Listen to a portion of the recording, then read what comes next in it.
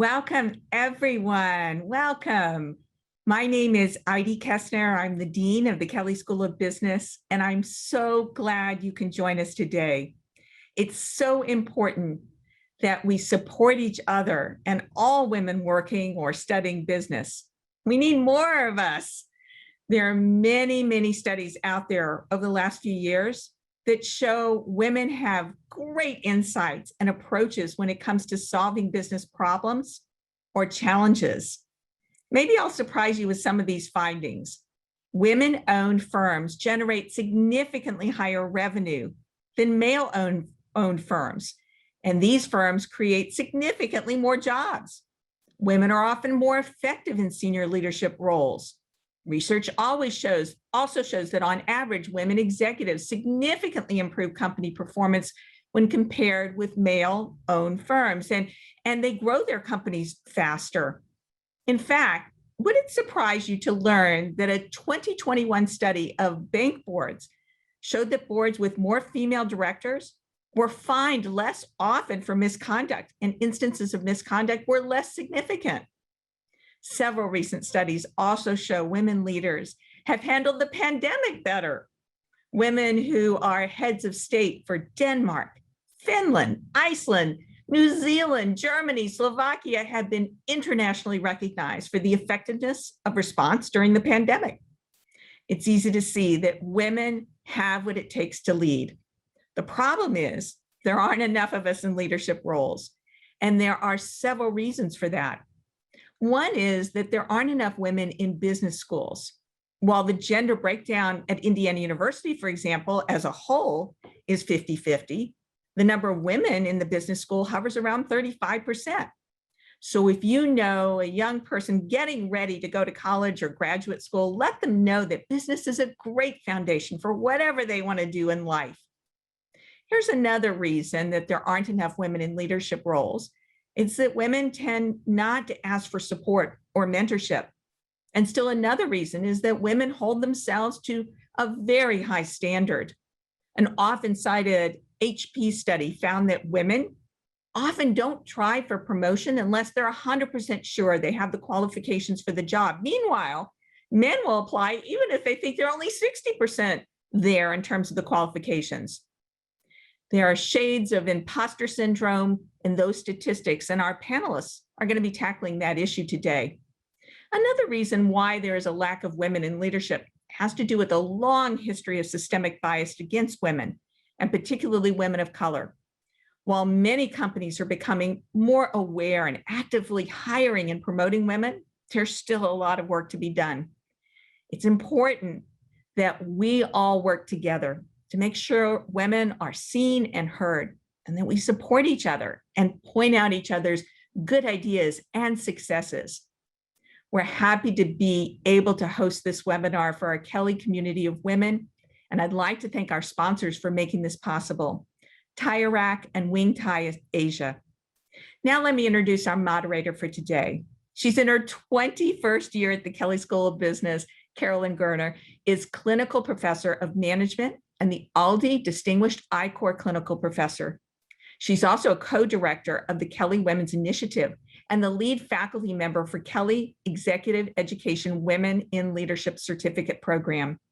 Her research on mentoring, generational differences, gender intelligence and gender differences, and work team development has been published in leading academic outlets and featured in several popular courses on LinkedIn Learning. Dr. Goerner is an award-winning teacher of strategic human resource management and negotiations. She earned her PhD in management and human resources from The Ohio State University and her master's in speech communication from Indiana University. She was a human resource consultant for 10 years prior to graduate school. So join me in welcoming Carolyn. Heidi, thank you very much. I'm delighted to be a part of this. And I agree, we absolutely need more women in the hallways of Kelley. So if you know someone who would be a great candidate for us, I do hope that you will send them our way. I'm really excited about the opportunity to have our conversation today because it highlights a phenomenon that we've known about for a long time, but quite candidly, we don't know enough. You see, when researchers first started talking about the imposter phenomenon or imposter syndrome, it was in the mid 1980s. And they believed two things. First, they thought that these feelings of being a fraud or being an imposter, I only have my job due to luck, for example, that they were primarily experienced by women. And the second thing was that these thoughts came from a sense of inadequacy, a very deep seated lack of self confidence. Well, fast forward, and there's a lot of things we've learned since the 1980s, though we do still have some work to go. But let me catch you up on the things that we've now figured out. First and foremost, imposter syndrome is experienced by both men and women. In fact, 70% of professionals say that they have had imposter phenomenon thoughts or feelings at some point in their career. And for about 25% of people, these are recurring. Second, we know that imposter feelings tend to strike overachievers. You know, those people who seem to have it all together, they're the ones it tends to strike. So the evidence is clear that while most people experience imposter syndrome, we feel the mantra of, feel the fear, but we do it anyway. So these are feelings that people are regularly working through. But in my mind, one of the most important things we've learned is that imposter feelings aren't always rooted in this personal sense of lack of self confidence. You see, when an organization's culture isn't supportive or healthy or inclusive, those in the minority are often made to feel like they don't belong. And when they're treated as if they don't, they feel like imposters. So I'm very excited for our panelists today to talk about this idea of belonging. And we're going to try to do that at two levels. First, we're going to explore strategies for developing and maintaining confidence. And then second, explore the ways that our panelists have influenced their companies to ensure that they, as females, belong. We are joined by three exceptional women today, and I am delighted to introduce them to you briefly, and then I'll let them fill in most of the meaty parts of the careers as they share their stories with you. First, we have Jenny Alvey. She is Senior Vice President and Chief Financial Officer at Indiana University Health. Second, Jennifer Kavanaugh is an audit partner and the National Professional Practice Director, the Midwest region for Grant Thornton. And Regina Cross is Vice President of Investment Management Division at Goldman Sachs.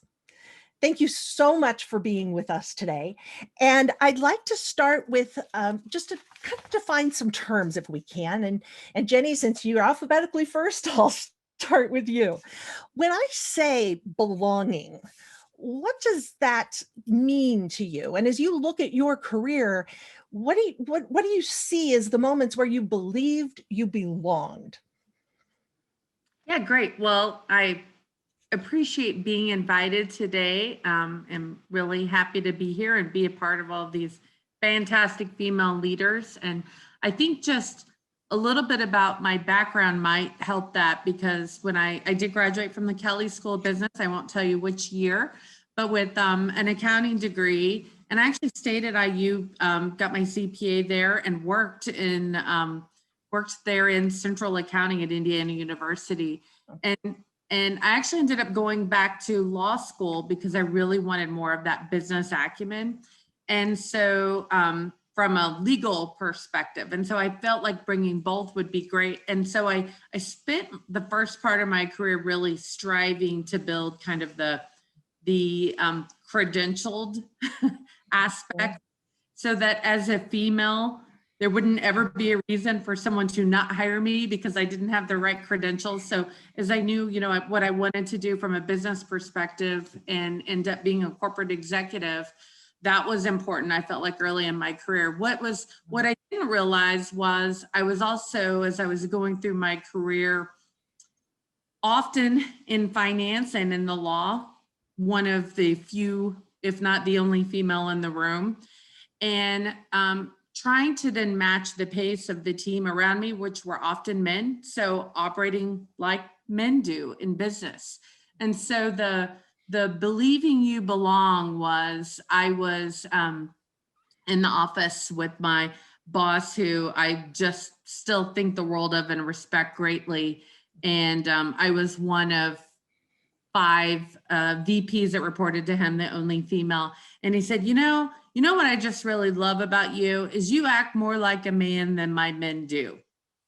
And this is someone that I greatly respected, adored, had done nothing but mentor me. And he thought that was a compliment. And I will tell you, in that moment, I took it as one.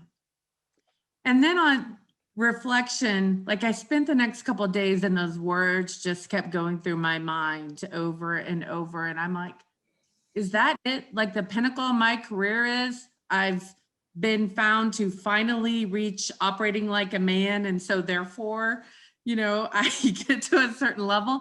And I'm like, no, I want someone to say, wow, your value that you bring as a female with all of that experience and diversity of thought and diversity in how you work, those attributes just really round out our team. And that's what makes you powerful. And so it's just interesting, because it was a pinnacle for me where I realized, okay, if I don't embrace being a female leader and what that means and what that brings, and that's the value that people need to understand, or it's not the right place for me. And it really, that believing you belong is, I belong because of what I bring. And so that really has been a change for me and my entire career, and has actually launched me even higher once I thought about that in a different way. And it's about who you work for and valuing that. I like that a lot. Jennifer, what about you? It's funny, Jenny's comment about, I like you because you operate like a man.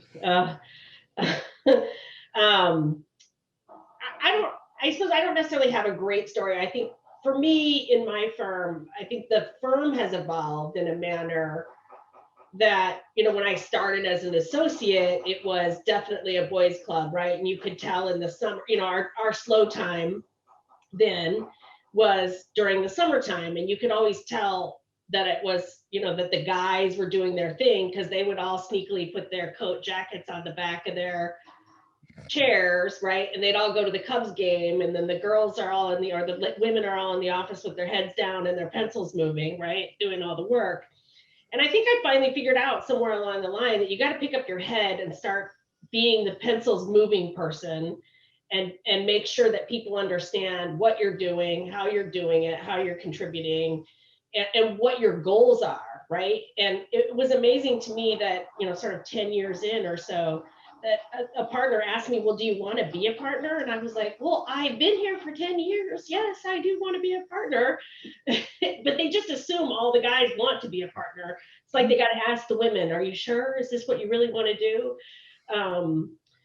But I think that our culture as a firm has developed in a manner that's more inclusive and celebrates more things. And it's not just about women or the African-American community or our Asian community. It's this idea of bringing your whole self to work and accepting all of the different lenses that are available and viewpoints.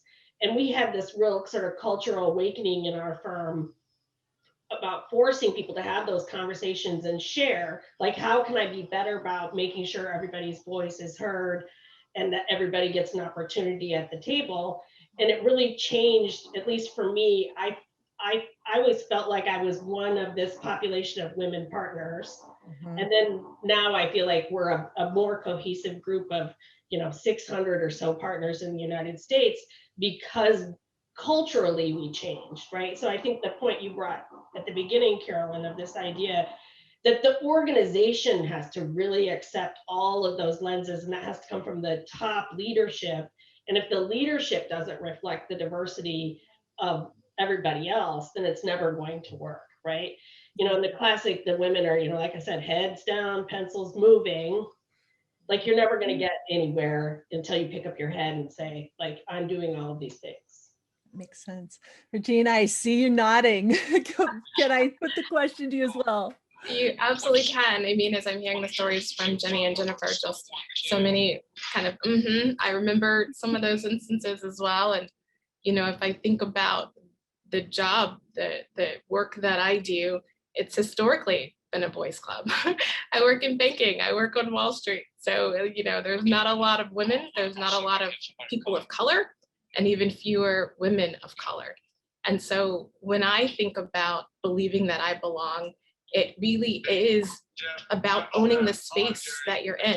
It's about being confident in your ability to speak and lead authentically in a world, in a network, you know, on a street, if Wall Street was a street, that historically did not welcome or include people that looked like me or those of us that are on this camera.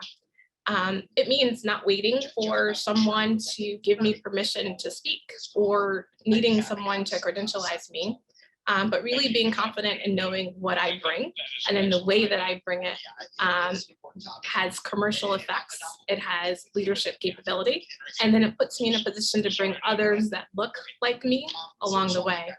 The firm has come a long way, and you've probably seen some of the very public initiatives that we've had recently, including our most recent announcement, which is a $10 billion investment called 1 Million Black Women. And so, you know, that certainly is reaffirming and saying, my gosh, the world is changing and the industry is changing, and we're looking to make substantial changes and opportunities that are provided from an economic and cultural perspective to women that look like me. That is so long overdue. But, you know, as I think about where we have been and where we've come, you know, I graduated from Kelley in 2002. And I remember in my first job, I've been in finance since 2002, leading, and someone said, oh, Black Barbie just walked into the room. And I kind of looked around and I was like, who are they talking about? And I was like, oh, that's me. Oh, I'm Black Barbie. And so, you know, never one to miss an opportunity to correct others. I had to let them know that Black Barbie was the one that was taking the stage, that coordinated this event, and was the reason that they were here to get some really interesting training insights and leadership going forward. So, you know, laugh and take it in hand, but always ready, and we should be, quite frankly, to correct those that are looking to have, you know, microaggressions or jokes that we just don't think are funny, or that acknowledge the skill set that we bring to the table. Well, that absolutely opens up, I think, the next question. And Jennifer, I think I'll go ahead and start with you, but boy, anybody else who would like to dive in. Can you identify times in your career, although Regina, I think it would be hard to find one more dramatic than that, but other times in your career where you said, I know I don't belong, and here's why, and here's what was happening?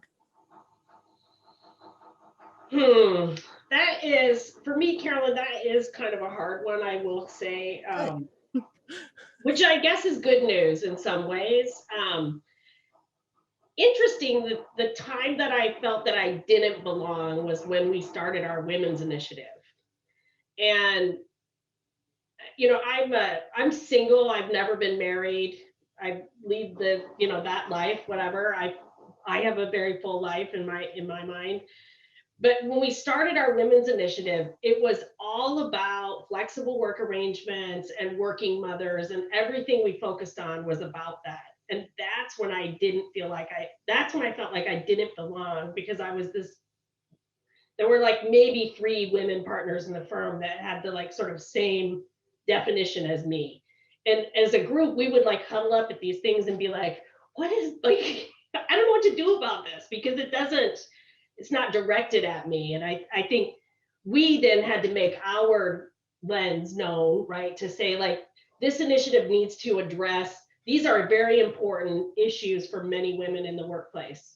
They're not the issues for every woman in the workplace, but there are some issues that do exist for all women in the workplace. And maybe we need to develop some programming around that, which did sort of twist some things around at some point. But I think that for me was the key, when I was like, I don't know if I can get on board with this, if it's going to be about something that doesn't impact me and isn't including all the women. So you have to be careful sometimes with these business resource groups or initiatives, like, are you really inclusive of the whole population and what are you trying to accomplish? Because women are faced with a bunch of different things in the workplace, and most of them are not because they're mothers that are working, right? So Well, that would be mine. if I could tag into that, it's so funny because it's so similar and yet the polar opposite experience when I was working in a law firm. So Jennifer, I was actually the opposite, in which we had, you know, kind of a similar situation where we got a women's group together, and it was like, hey, how do we, you know, bring more women leaders up through? And most of our highly successful partners were actually more like you. Very few were working moms with little ones at home who actually wanted to try to figure out how to spend time with them. We had a lot of people in the group that said, well, just get a nanny, or just, you know, your husband has to stay at home. Like it was the same kind of thing. Like it doesn't really compute.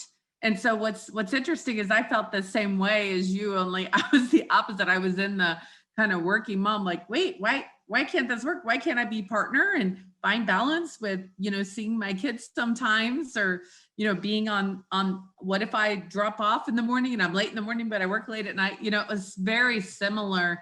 And it struck me as odd because my male counterparts weren't in any sort of group trying to figure out how they fit in. And so I think that it's very similar, is you have to find your own path. And it really sometimes may be about female, maybe it's not. And it's that imposter of, I'm like, oh my gosh, I can't do this. I can't be a good mom and be good at my job and, you know, figure out how to support the community. And that's where a lot of that imposter creeps in, right? You're like, how's everybody else figuring this out? Why does everyone else seem to have this perfect life? And I'm a mess, you know, underneath, you know, you can think about it in our virtual world. If I don't know if you saw, like, you know, some of the pictures of the working moms, and they look all professional, and then you see behind them and it's like mass chaos, you know, outside of the screen that you can see. And so I think a lot of us have experienced that,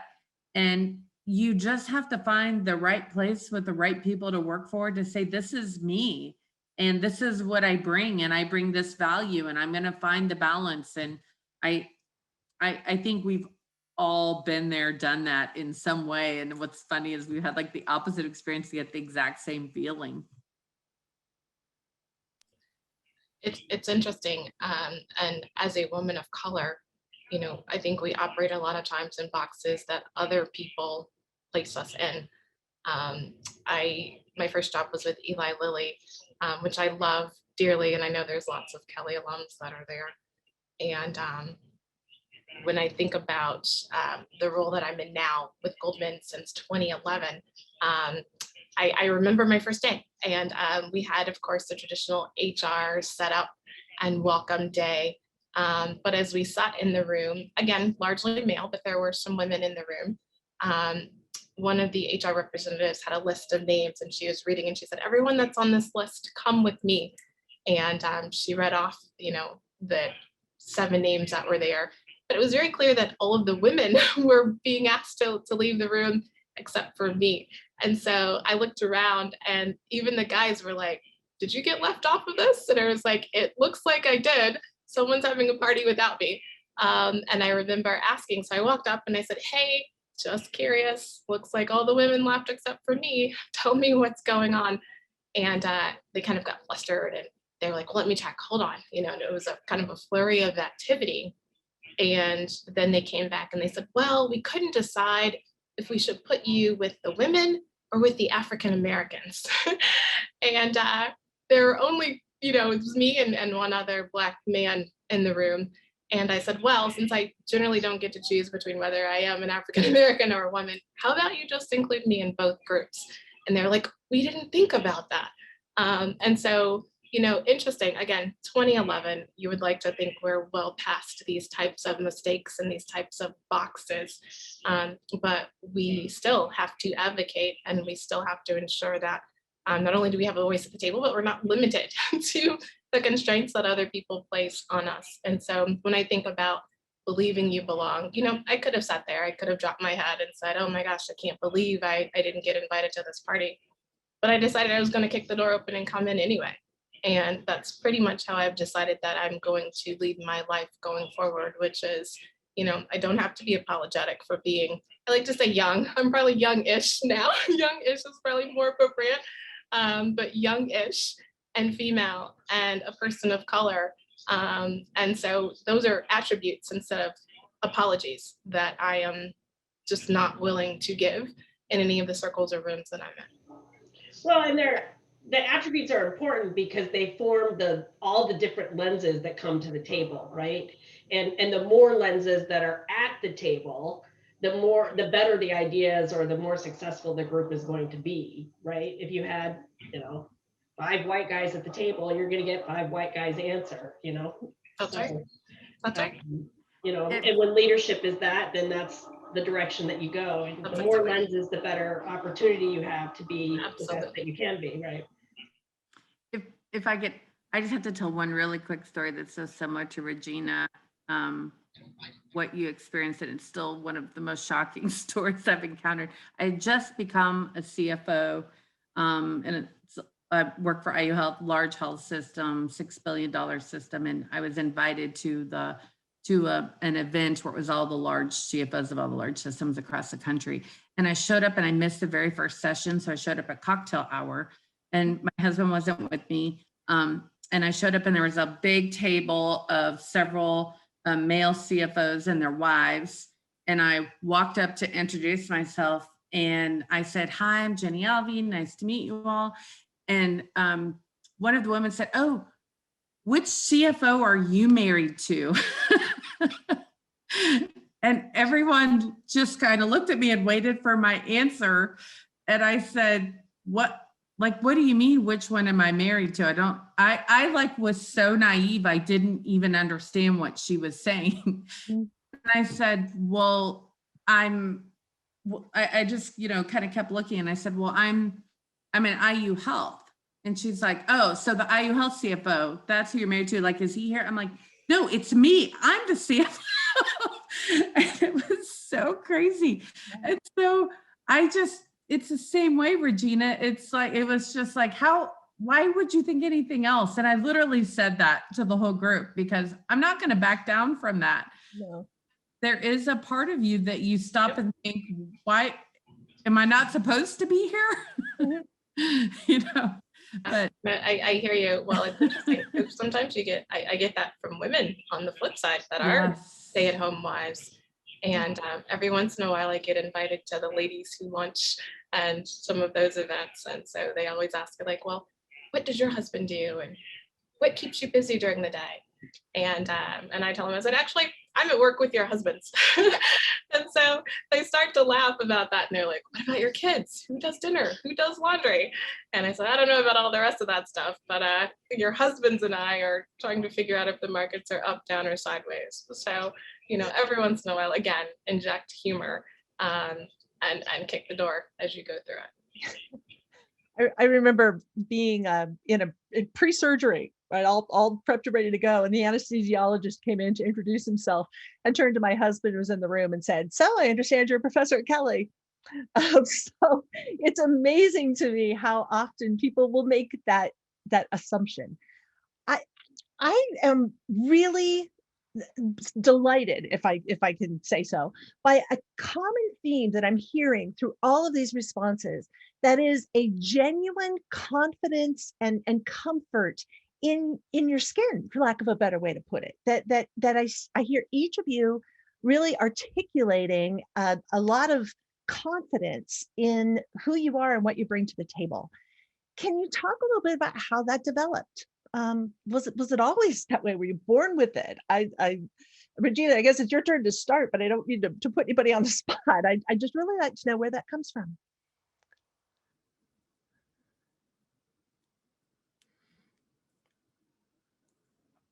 Sorry, No, was on unmute there before I started running my mouth. Just thinking about kind of where that sense of belonging comes from.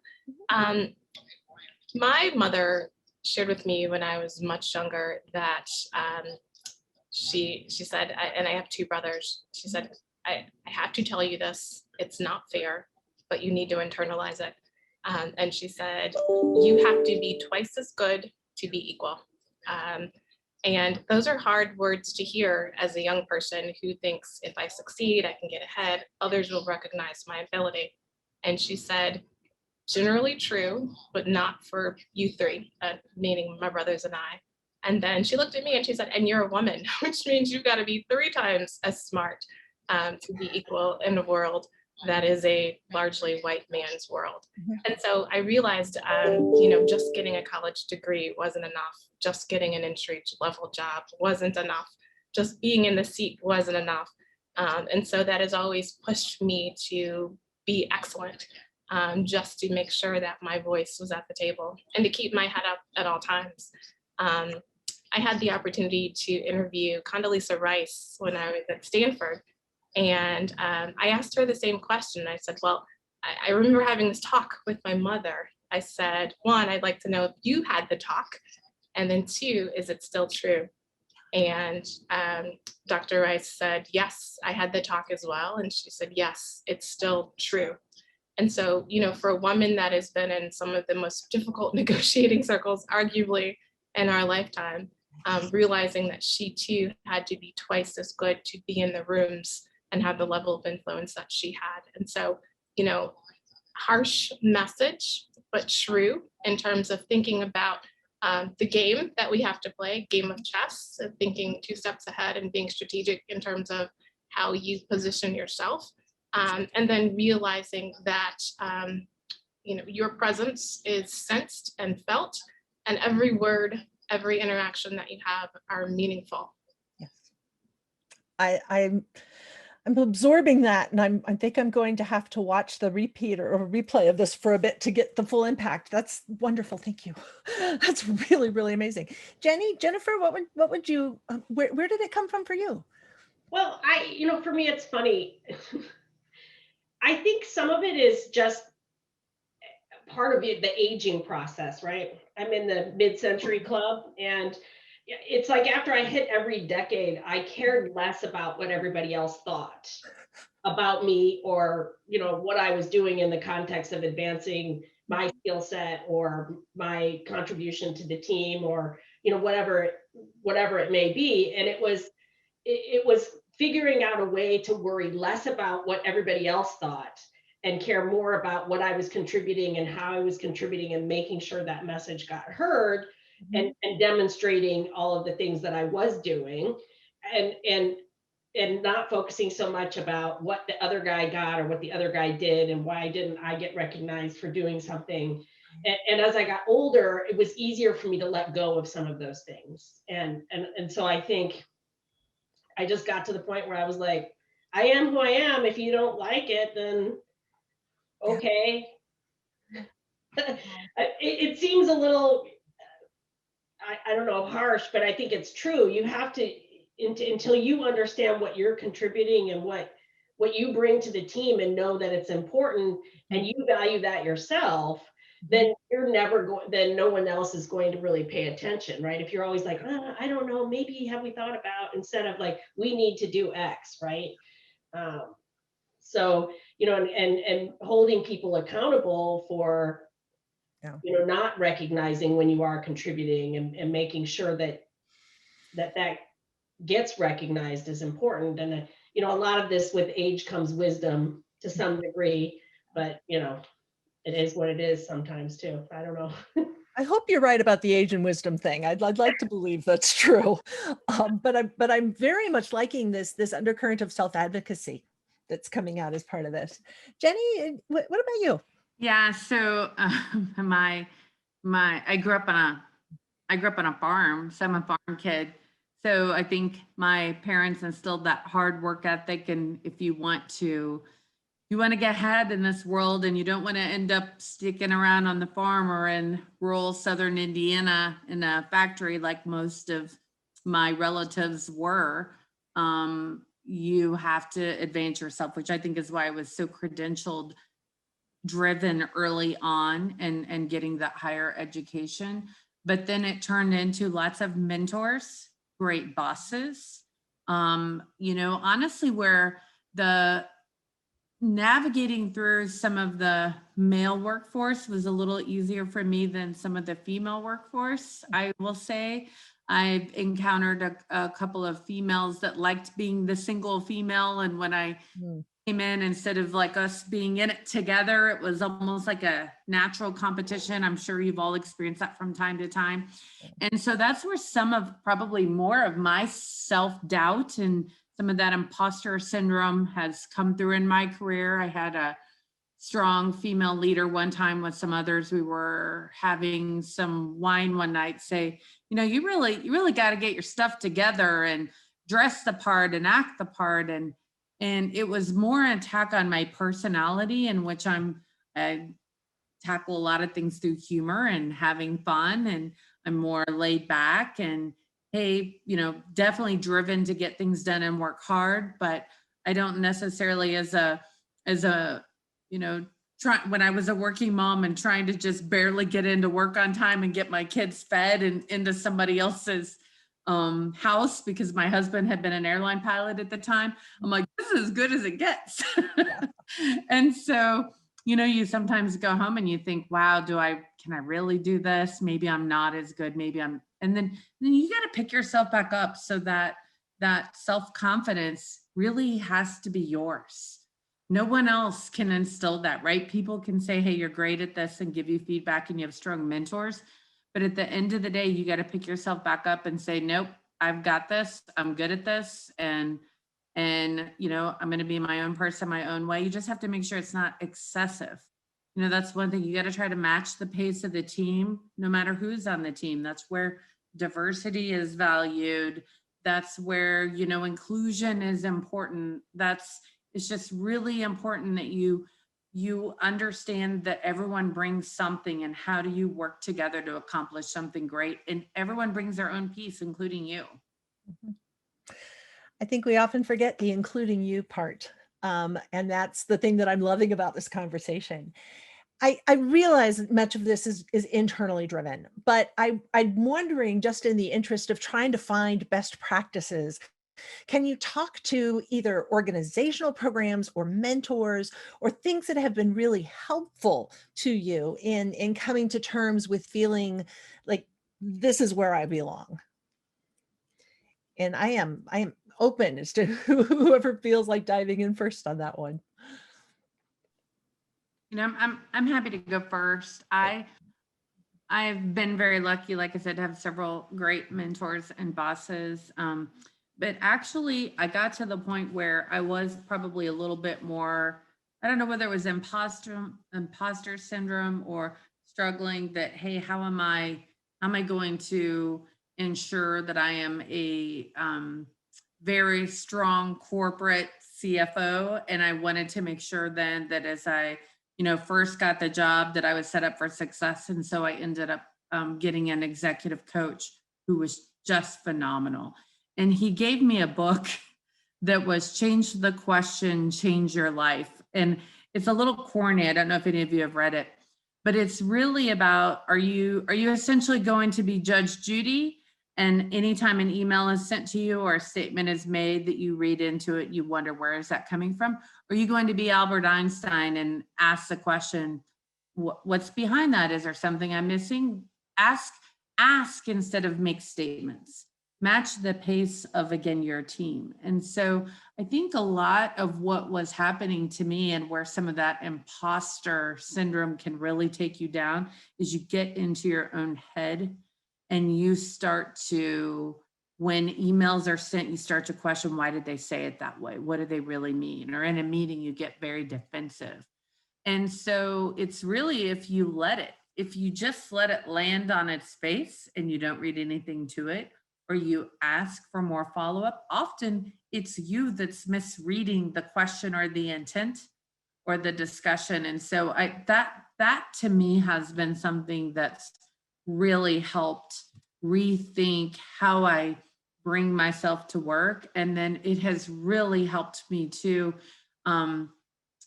just understand how to actually open up and support my team and realizing that a lot of different people are having that same problem. And so getting them to ask questions to give me the benefit of the doubt, or others the benefit of the doubt. Jennifer, Regina, any other thoughts on that?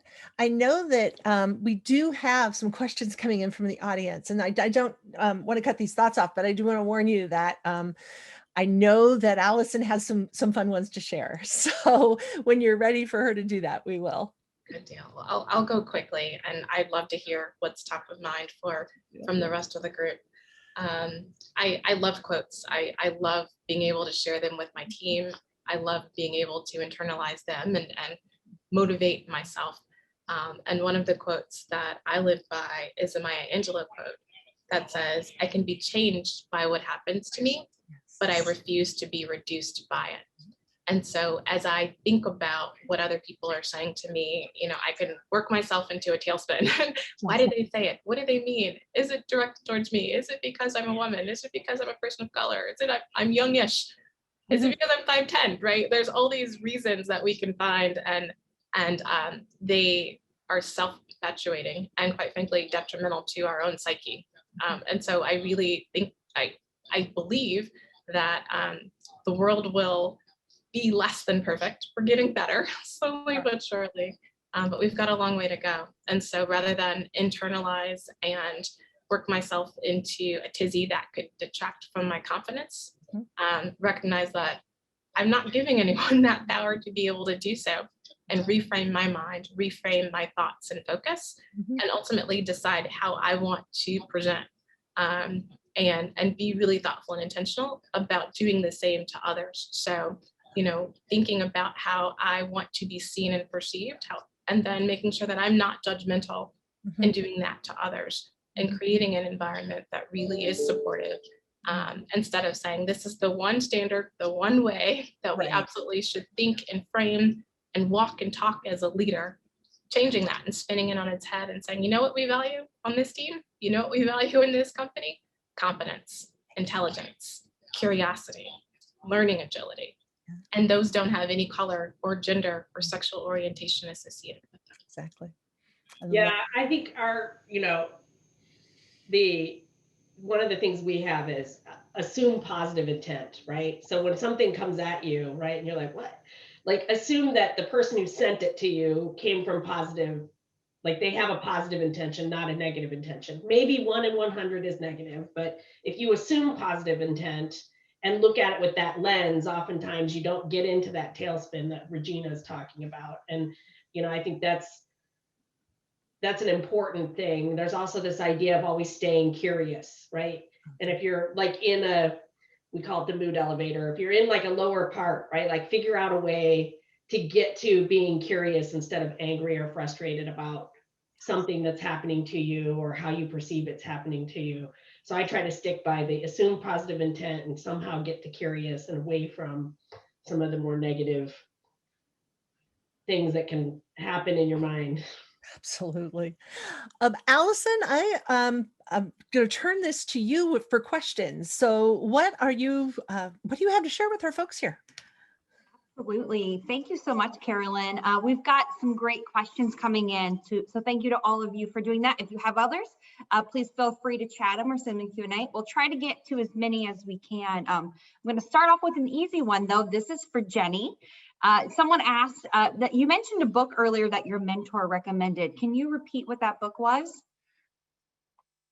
Yes, Change the Question, Change Your Life. Awesome. Told you that would be an easy one. Okay, so since you're on, Jenny, I'm going to start with you for this one too. And this question comes from Maddie. In terms of showing up as your authentic self and actively searching for a work environment that can allow you to thrive as that, do you have any advice as to how to present yourself authentically to potential employers? Yeah, I think when you say potential employers, so then I'm assuming you mean like during an interview process. And so I think that it's important to basically present as you would normally be in a work environment. And so, of course, you know, there's a certain level of professionalism that is shown in that process. But I think you have to also kind of put your own flair on it. Like one of the female partners that I worked for at the firm, she had these most fantastic, brightly colored jackets and jewelry that you've just ever seen. And a lot of people thought that was unprofessional. I thought it was fantastic. And I model a lot of that. And so I think that that's where you have to be authentic and be yourself kind of in that process. But I think you also just have to talk a little bit about what values you have. That's probably part of that authentic. When you get into an interview process, talking about what's important to you, what you value, asking questions about what the entity that you're trying to, you know, understand, whether you want to be a part of, what that values. I think that's a big part of that matchup and being authentic and trying to find the right balance. Thanks, Jenny. Jennifer, Regina, anything to add to that? You know, I think sometimes we apologize for our differences, and we try to find ways to fit into what we think everyone wants us to be. And if, you know, we're not that, then we're apologetic for it. You know, I don't play golf, but I don't apologize for it. You want to get out there and run a 400-meter dash? Let's go. And so I think we have to be confident in what it is that we do bring, and be okay if it's not what we think everyone else is expecting us to say or do to fit into that perceived circle. Yeah, I would just double up what Jenny and Regina said. Don't apologize for being who you are, right? Great. Jennifer, I'll start this next question with you then, if that's okay. Another question, there's a great recent article that's called "Don't Call Me a Female Rabbi" about the female qualifier before the title. Wondering how you all deal with that concept in your lives. Is that something you've thought about or that that you're working on? It's an important one. You know, I often get from men the question of, you know, like, how do I interview women, or how do I work with women or mentor women, or how can I be a better ally? And someone gave this answer to me once, and I shared it because I thought it was amazing. Don't ever ask a woman a question you wouldn't ask a man, right? And so it goes with the same thing. You wouldn't say, here's our female CFO, Jenny Alvey, or here's our female investment advisor, Regina Cross. You would just say, this is Regina Cross, and she's our investment advisor. Like, don't qualify it with anything. I would, like, if you were mentoring somebody, you would never say to a man, like, so how do you get your kids to daycare every day, and who cooks the meals? Like, you would never ask a man that question. So why would you ever ask a woman that question? So I think it's an important thing. I think it needs to go away in the context of we are who we are. We contribute to our organizations in our own unique way, and every single person in our organizations contributes in their own unique way. And it's important that we just recognize their contributions for their contributions and not for what attributes they go with. They sort of go back to Regina's story about, well, we couldn't figure out what group to put you in. And she's like, well, just put me in both, right? Like, I am both of those things, or I am all of those things, or none of those things, and I want to support those things, right?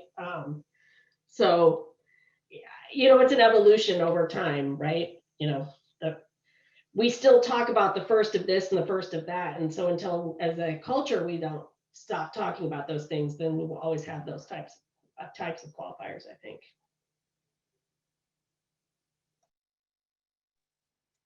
Regina or Jenny, did you want to add anything to that? Pretty powerful message, Jennifer. Absolutely.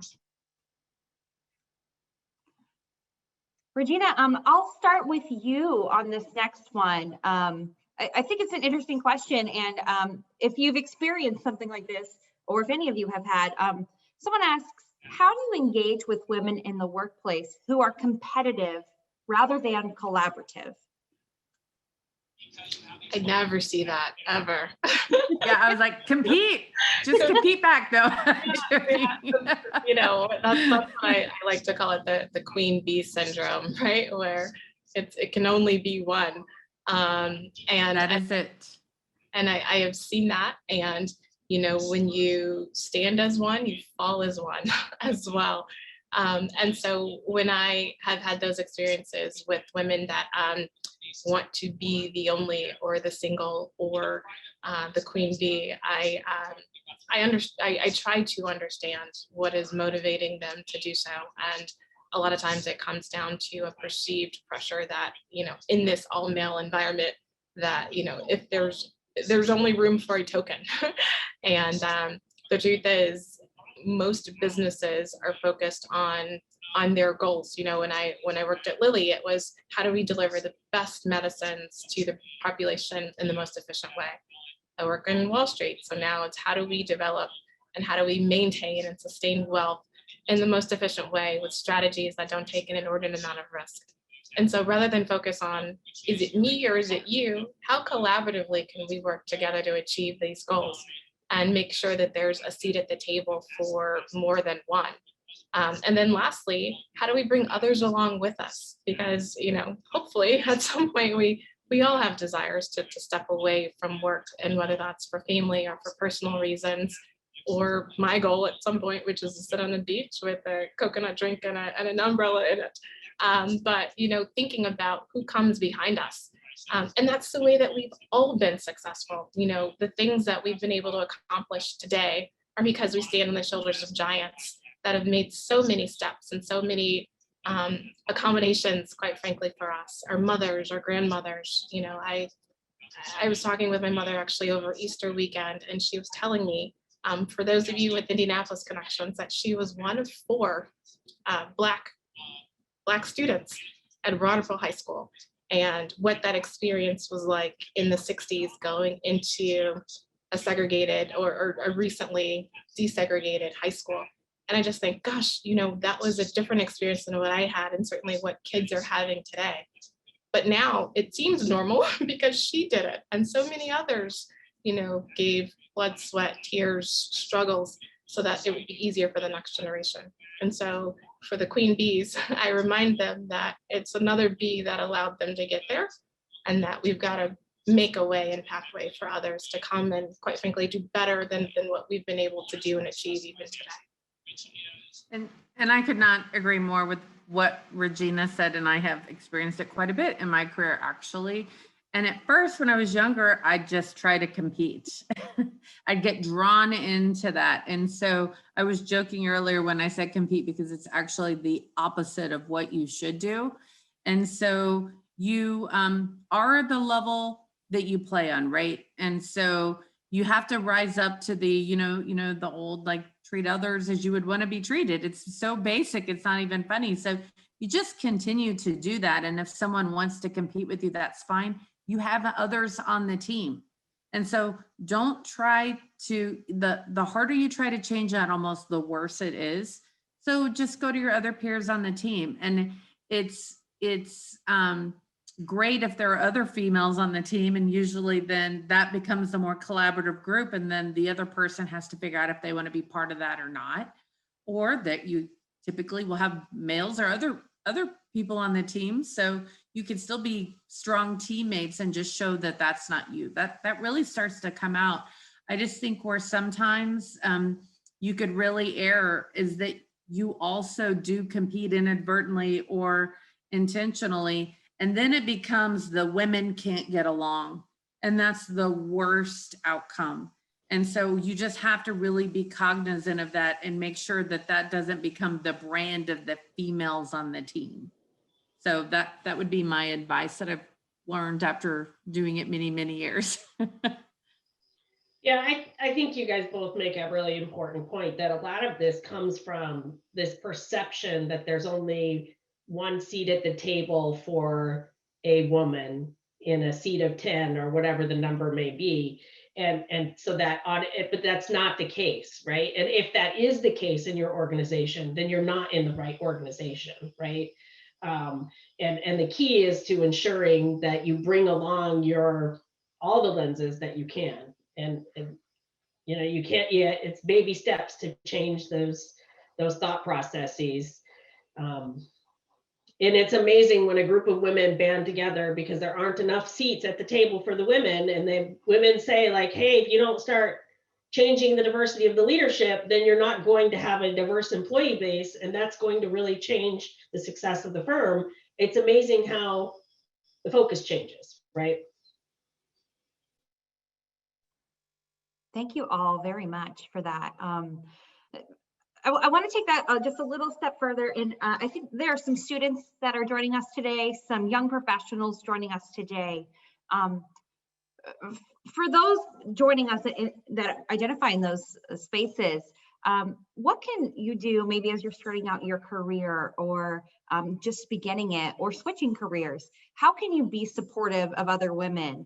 And how can you work to promote yourself and that group professionally and women in business? And any kind of maybe closing thoughts in that area?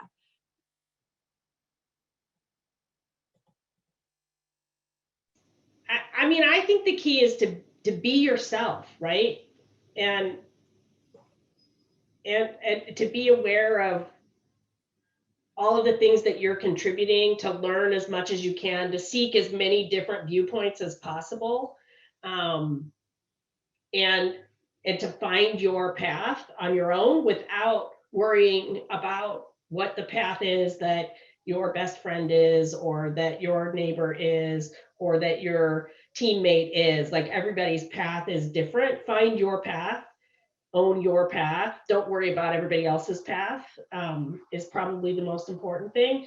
And also, you know, life is a series of things that are going to happen to you. And some of them are going to be wildly unfair. They are. And your ability to move on from those things is really important in being successful, I think. And move on from them in a manner that supports change so that those unfair things don't continue to happen to the people that come behind you, right? But to dwell in it is not going to help your cause, I suppose, is the message on that. I learned that the very hard way. Well, and if I can just chime in on, there's actually another couple questions, but I think I could weave several together. I do spend a lot of time trying to mentor and give back. I've had incredible mentors myself. And so as much time as I can spend doing that, I do with lots of different people. But I certainly do too when it's young females coming up through to try to learn from my experiences and say, okay, here's where you have to be careful. And actually, one of my most influential books, one of the questions was, I told you what changed me from in an executive environment, younger in my career, the classic lean in, Sheryl Sandberg, right? I mean, talk about ceiling, glass ceiling breaker. That book was just phenomenal. And I listened to it several times. And, you know, I stopped saying sorry. I must have said sorry in every sentence. In that book, I'm like, why am I saying sorry? And I can't tell you how many young females still do it. Rarely males, almost always females. And so and again, we're not trying to be like men. We're just trying to be more corporate executive. And so the same with like tearing up and being angry. I don't care whether you're a woman or a man, try not to cry because you're frustrated or angry, but it's totally okay to tear up if you're emotional about something incredible that's happening, which we get a lot in healthcare, especially during COVID. There were a lot of us around the table in tears, and it wasn't the women. It wasn't just the women. I think it's just trying to almost coach into that professionalism and how you just really teach what you've learned, and especially what we've learned as females trying to kind of come up through. You know, both incredible points from the two of you. I'll just quickly add that I think your circle matters, and being able to have strong, supportive women across generations is helpful. You know, not only your peers that are kind of in the trenches with you, but young professionals that may be just a level above you, and then those more senior to help you think about how you navigate various time points of your career.